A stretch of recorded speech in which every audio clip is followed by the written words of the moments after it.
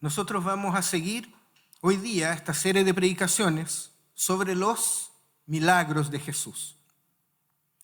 Y el milagro que vamos a ver hoy día también está en el Evangelio de Marcos, como los anteriores, en el capítulo 9 del Evangelio de Marcos. Y narra la historia de un muchacho endemoniado y su padre. Así que si quieren buscar en sus Biblias, Marcos capítulo 9, versos del 14 al 27.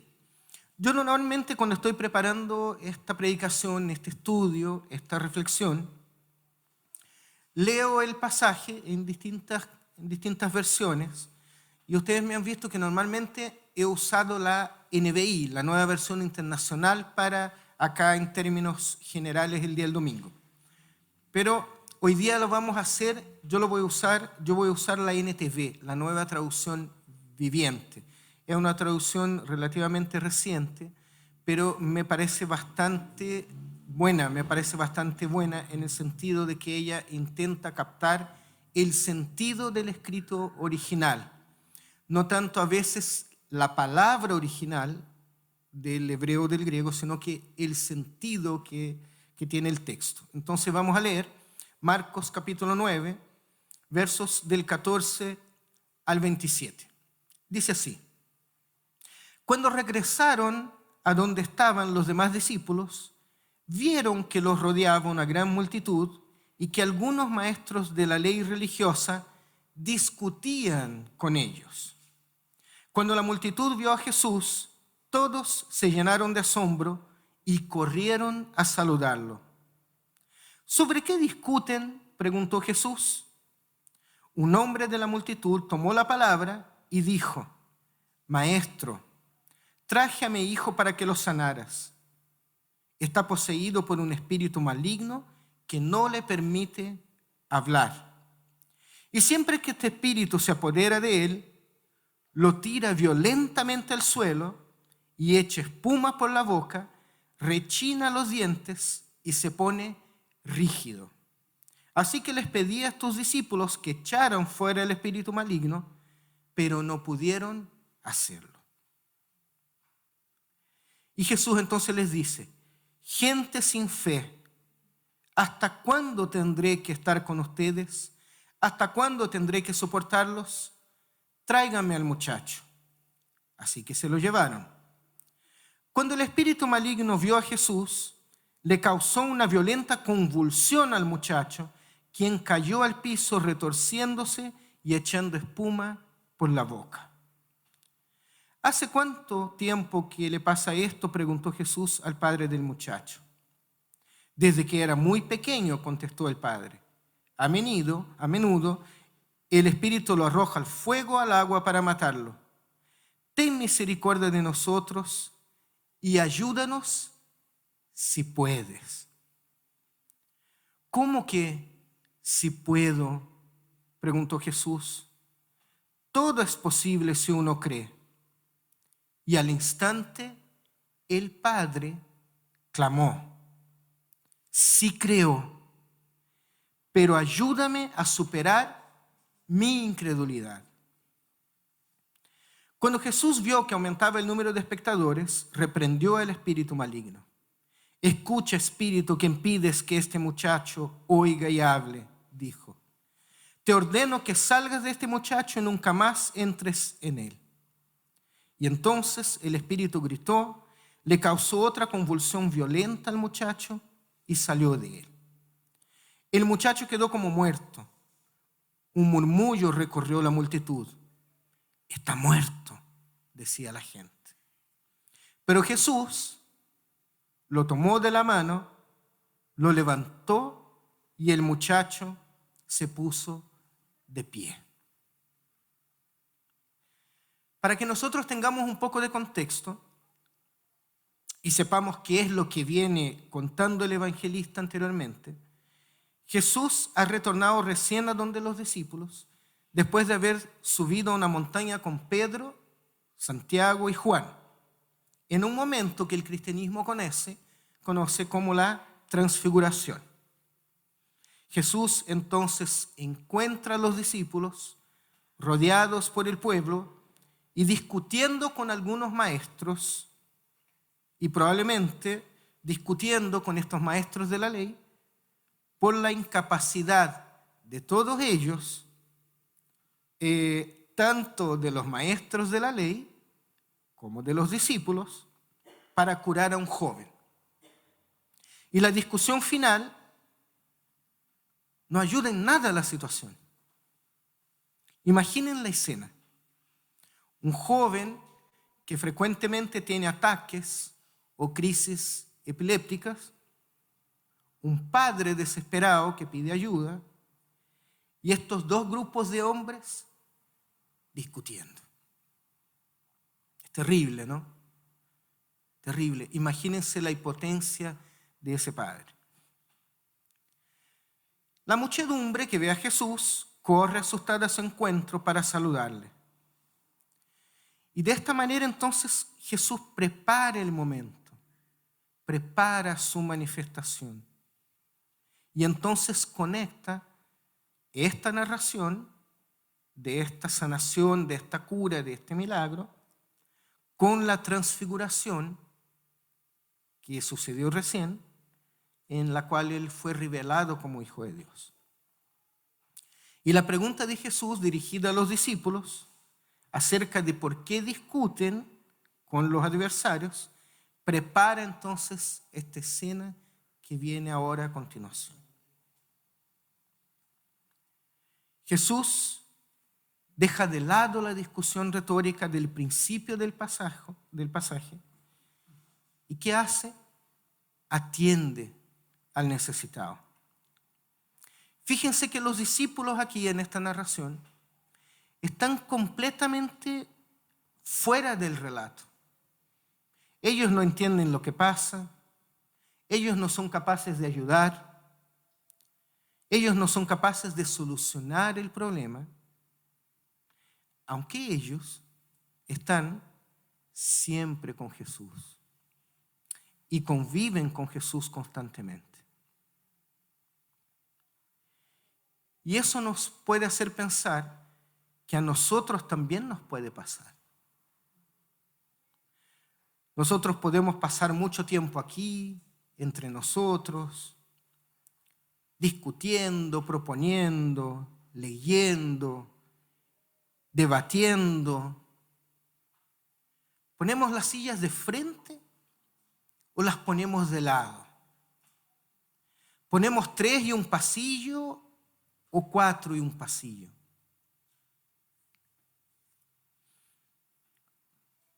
¿Usamos corbata o no usamos corbata? ¿Usamos pantalón o falda? Literalmente nosotros podemos estar así, y perdonen que use esta palabra, pero voy a usar la palabra entretenidos, pero perdiendo un tiempo valioso que podríamos estar usando para las cosas que realmente son importantes. Porque por supuesto que es importante que seamos ordenados, por ejemplo, o que nuestras finanzas sean ordenadas, que veamos nuestra liturgia, que conversemos nuestros temas administrativos. Pero si no estamos ayudando y dando atención a los necesitados, aunque hagamos todo bien, aquí estamos fallando. Y el texto sigue, entonces el Padre informa a Jesús sobre el fracaso que ha tenido con los discípulos y describe la condición del Hijo. Está poseído por un demonio mudo, un espíritu maligno que no deja al joven hablar. Y aquí entonces de alguna forma se mezclan dos cosas. Lo que tenemos en el relato es por un lado un exorcismo, pero por otro lado es una curación. Pero fíjense, los síntomas que están tan bien detallados en la narración hablan de un cuadro epiléptico, que por lo demás es una condición muy común y conocida en ese tiempo también. La epilepsia no es algo de nuestros tiempos. No es que hace 2000 años no existiera epilepsia. Fíjense en que en Mateo capítulo 17, en donde aparece esta misma narración, recuerden que hemos comentado otras veces que Mateo, Marcos y Lucas son los llamados evangelios sinópticos porque tienen muchas cosas, muchas narraciones parecidas o idénticas entre los tres. Podríamos leer los tres en paralelo, solo que en Mateo está en el capítulo 17, esto mismo. No es igual, fíjense si quieren leer capítulo 17 de Mateo después, pero vemos que es la misma narración. En Mateo 17, el padre dice así, que su hijo es un lunático que padece muchísimo. Y la palabra en griego es lunático.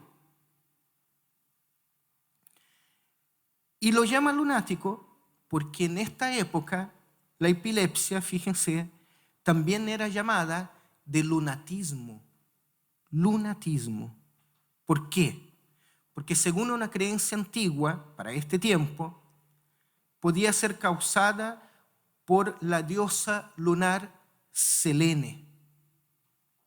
Y además había la idea de que como la enfermedad estaba asociada a esta diosa lunar, los ataques entonces podrían coincidir con las fases de la luna. Fíjense.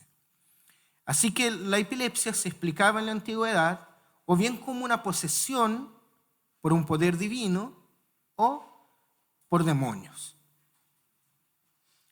Pero esta idea de asociar enfermedades a demonios, la verdad es que era muy común en esta época también. Imagínense a una persona en ese tiempo con fiebre.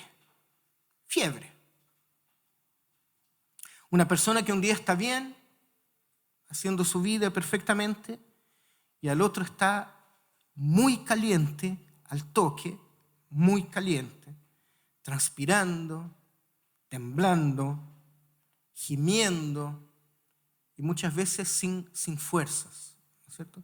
Yo acostumbro decir, yo cuando tengo fiebre me voy a mi cama y me hago bolita. Me hago bolita. Yo con fiebre no valgo nada. Hoy día nosotros sabemos que la fiebre es una especie de defensa del cuerpo, del organismo, para defenderse de los virus, de las bacterias, de las infecciones. Pero imagínense en ese tiempo, algo tan simple como una fiebre era muy mal visto, era muy raro. Entonces, exorcizaban la fiebre, exorcizaban la epilepsia y quizás varias otras enfermedades o condiciones que eran vistas como anormales, como espirituales. Y entonces la gente, el pueblo, termina dando la espalda a lo diferente. Termina despreciando y marginando a todos y todas los que no cumplen con la expectativa de lo que es normal. Entonces, como acá, el enfermo es marginado. La mujer que rompe las estructuras o lo que es esperable socialmente también es marginada.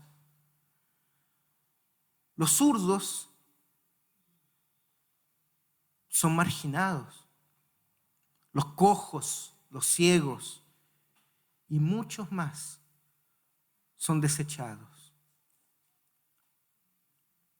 Y entonces irrumpe Jesús en la historia y viene y trae vida y esperanza al perdido, al desesperado y al caído.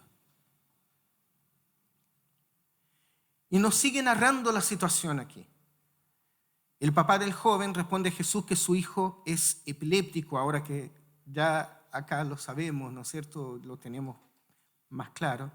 Su hijo es epiléptico desde la infancia y cuando tiene ataques cerca del fuego o del agua, corre el riesgo incluso de caer en ellos o sobre ellos. Y la condicional que sigue, porque el papá dice así: si tú eres capaz, ayúdanos si puede, de parte del padre, es nada más que el resultado de la experiencia anterior que él ha tenido o que tuvo con los discípulos. Ellos no pudieron. Tú puedes.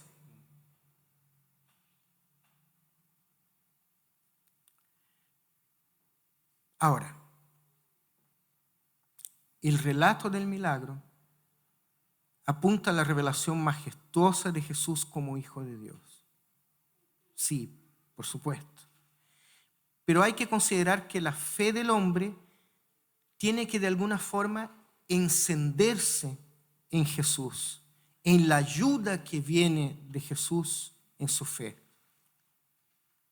Y entonces el grito del Padre del verso 24 es un llamado desesperado que demuestra que tanto Él como el Hijo necesitan de la compasión de Jesús. Querida iglesia, miren, sin Jesús nada podemos hacer. Y es por eso que el conocer a Jesús debe ser algo constante.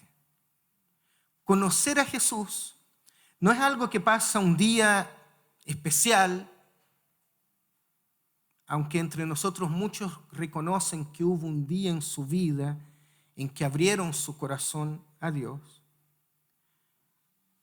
Pero nuestro Señor no es algo de la cual yo me apropio y sigo la vida como estoy. Sigo la vida como si nada.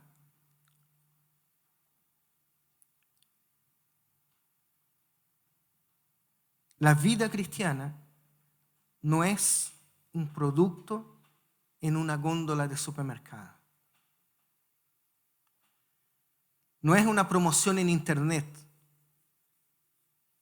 Se fija el Black Friday. Black Friday, a ver, ¿cómo está Jesús? Lo compro. No es un libro que leo. No es una película que yo veo. Y de hecho es por eso mismo que no conoceremos a la verdad hasta que todo se haya consumado y haya llegado a su final. Entonces, cuando nosotros no conocemos a Dios, es normal que nos aburramos en la iglesia. O que nos aburramos en las reuniones, o que nos aburramos de leer la Biblia. Yo no sé si les he contado, pero mi papá era cristiano, mis papás se convirtieron ya grandes, y entonces mi papá empezó a leer un salmo todos los días a la hora del desayuno. Un salmo todas las mañanas. Yo tenía unos 16 años cuando eso pasó. Entonces yo llegaba a la mesa antes que todos, abría el salmo que correspondía para ver el tamaño del salmo. Porque dependiendo del tamaño del salmo, era cuánto nos íbamos a demorar para empezar a tomar desayuno. No, entonces el 70, mire, el 70 es cortito, el 71 ya es más largo. Y mi papá lo leía y se emocionaba. Y después cuando yo conocí al Señor, abría los salmos y saltaban las palabras, ¿no es cierto? Cuando abro mi corazón a Dios, descubro que todo es diferente. Y es por eso que la vida con y en Jesús muchas veces es vista como una caminata. Porque Dios siempre tiene algo nuevo que mostrarnos en el camino. Aquí en el texto, la llave que abre la puerta al milagro, ¿cuál es? La llave que abre la puerta al milagro que está en Marcos capítulo 9 es la sinceridad del hombre al reconocer su incredulidad. Pero al mismo tiempo es el acto mismo de pedir a Jesús que lo ayude a superar a esa misma incredulidad. Hermanos y hermanas, miren, déjenme decirles algo. Todo creyente tiene una parte de incrédulo. El tema es que nos enseñaron muchas veces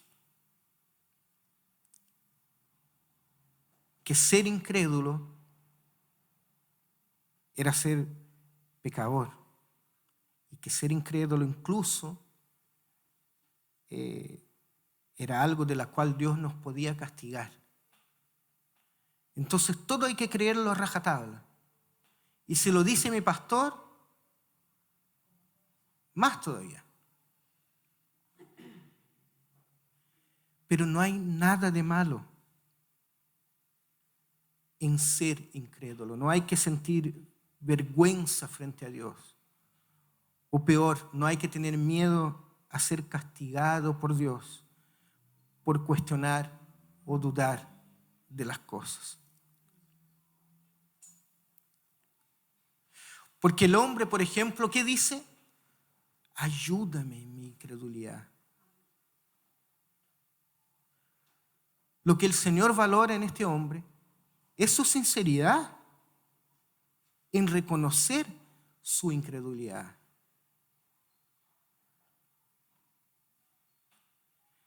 Y nosotros también tenemos que reconocer que la incredulidad está presente casi siempre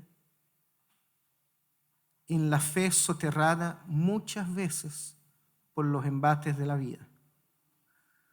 Porque nosotros no podemos olvidar nunca, solo será posible el regalo de la curación, como está aquí en el texto, si renunciamos a dos cosas. Primero, a toda autoseguridad equivocada. Creer que lo sabemos todo y que no hay nada más que aprender, o creer que somos santos y que los demás son pecadores, es de las peores cosas que nosotros podemos hacer. Y segundo, nosotros necesitamos tener una unión incondicional con Jesús. Fíjense, la súplica del padre del joven ante Jesús, si nosotros pensamos un poco, es una oración maravillosa. Maravillosa. Porque lo que sana al joven no es la fe del padre. Lo que sana al joven es Jesús. Pero lo que desencadena la salvación del Padre, la salvación de parte de Jesús, es la súplica del Padre. Y entonces, la oración es muy importante.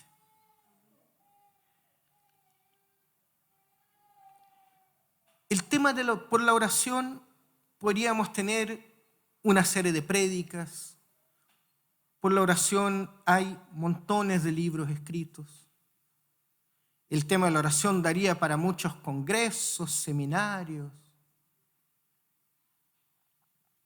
Pero la oración que hace el Padre aquí es muy simple. Porque la verdad es que no hay una manera específica de orar. Oremos con poder.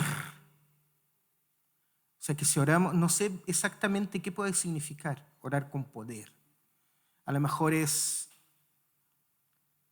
orar con fuerza, es orar gritando, orar con poder. No sé si es orar con un martillo en la mano o golpeando el pie. Y por otro lado me imagino al Señor, a ver, ora. Pero ahora con poder sí, porque si no, no te voy a escuchar.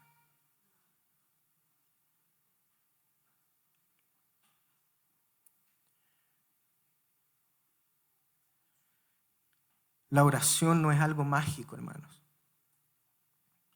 No hay una sola cosa que nosotros podamos decir sobre la oración o hacer al orar que abra las puertas del cielo. A no ser una sola, que es lo que hizo el papá, la sinceridad. Queridos hermanos, hermanas, miren, ore de pie, ore sentado, ore de rodillas o acostado. Ore en silencio y tranquilo, o ore con desesperación. Pero ore siempre completamente entregado, con sinceridad en su corazón.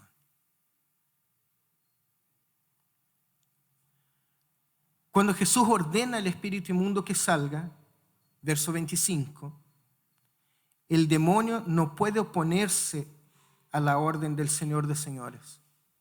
La maldad deja libre al joven, que primero queda como muerto, ¿no es cierto? Pero que inmediatamente después se pone de pie.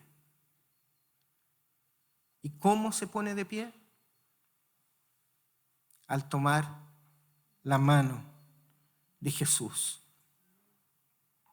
Y su recuperación entonces es completa, así como la reintegración a la comunidad. Este es el tercer milagro que vemos, pero yo tengo la impresión que en todos ellos esta dinámica se va a repetir siempre. El que es rescatado, el que es levantado, es dignificado por Jesús. Lo que el Señor hace con esa persona es devolverle la capacidad de ser humano, cosa que a muchos les ha olvidado. ¿Han visto, por ejemplo, cuando se hacen estos como operativos sociales y toman las personas de la calle y les cortan el pelo, las bañan, las visten, y el mismo registro civil se pone en la calle con un móvil y les vuelve a entregar su carnet de identidad? Lo que está pasando ahí en ese momento es que esa persona está volviendo a ser gente. Está volviendo a ser imagen y semejanza de Dios. Está volviendo a tener un nombre, un rostro, una palabra. Porque mucha de esa gente se ha olvidado incluso de ser gente. Y es exactamente eso lo que hace el Señor. Lo hizo, ¿se acuerdan el domingo pasado? El joven después se ve sentado, vestido y en su sano juicio. Porque eso es lo que hace el Señor al transformar vidas. No las transforma solo en un ámbito espiritual. No nos da solo una esperanza de vida hacia el futuro eterno, sino que empieza a cambiar nuestras vidas en ese mismo día. Y nos pone nuevamente en medio de la sociedad. Imagínense aquí este joven cómo lo deben a lo mejor haber maltratado. Las crisis epilépticas son fuertes visualmente, lo voy a decir así, tristes. Y este joven una y otra vez, a veces casi cayendo al fuego, a veces sáquenlo de ahí, y el papá sin saber qué hacer. Uno cuando se cae al suelo con una crisis epiléptica, se levanta sucio, babeado, mugriento, porque terminaron revolcándose en el suelo. Y Jesús aquí viene, expulsa este espíritu, este demonio, y le extiende la mano. Ponte de pie de nuevo. Sé gente de nuevo. Sé ser humano de nuevo. Y mi oración entonces en esta tarde es que Dios nos dé un corazón sincero. Aunque eso signifique decir al Padre, ayúdame a superar mi incredulidad. Porque al final de cuentas, eso es lo que Dios busca. Gente dispuesta a decirle que batalla con su incredulidad, que batalla con su vida y que está cansada de correr y correr. Dios nos busca gente perfecta, hermanos, hermanas. Dios busca a gente común y pecadora, pero que tiene el valor y la valentía de decir a Dios que necesita ser ayudado en su incredulidad.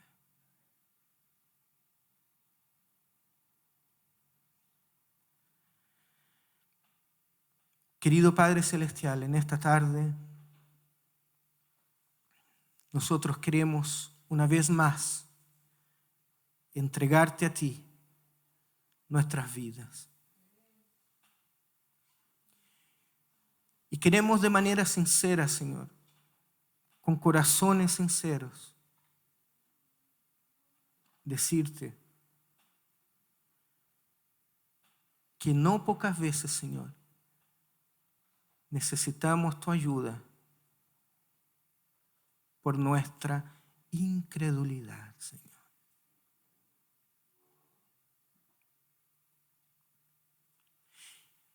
Y necesitamos entonces, Señor, de tu presencia en nuestras vidas, Señor.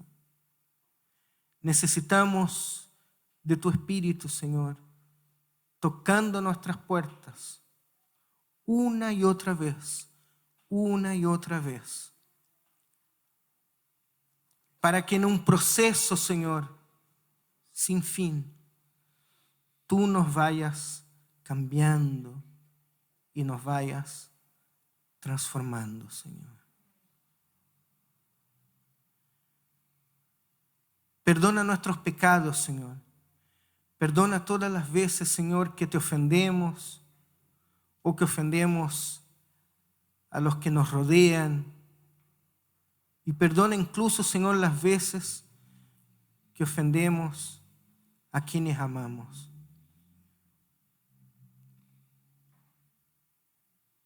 Pero ayúdanos, Señor. Ayúdanos a confiar en ti. Ayúdanos a recordar una y otra vez que tú eres Padre, que tú eres Santo, que tú eres Dios. Ayúdanos, Señor, en esos momentos difíciles, muchas veces producto de enfermedades, de violencia, de dolor, de pena.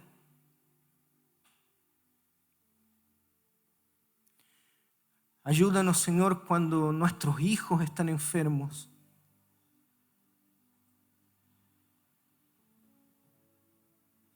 ¿Quién de nosotros no ha dicho, Señor, tómeme a mí y sánalo a él?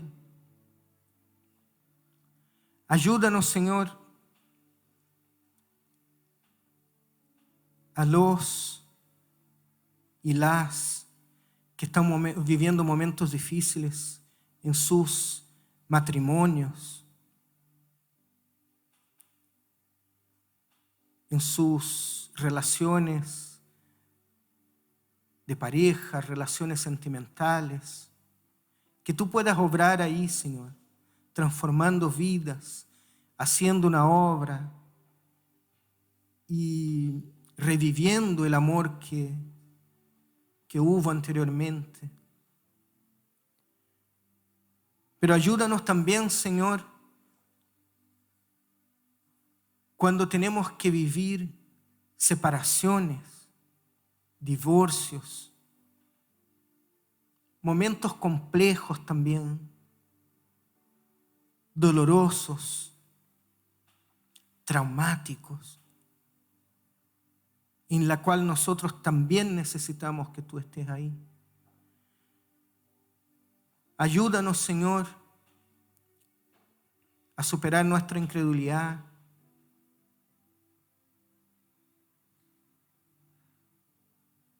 cuando nuestros hijos, Señor, muchas veces están por caminos que no son los tuyos.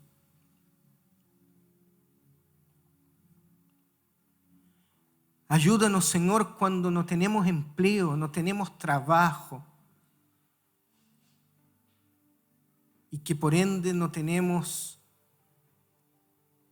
los ingresos necesarios para poder solventar las deudas, las cuentas, el supermercado.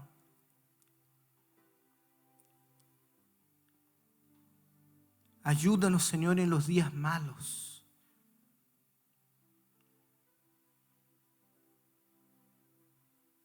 Porque sabemos que por tu amor y tu gracia vamos de a poco creciendo en nuestra vida cristiana, superando nuestros temores, superando nuestras dudas.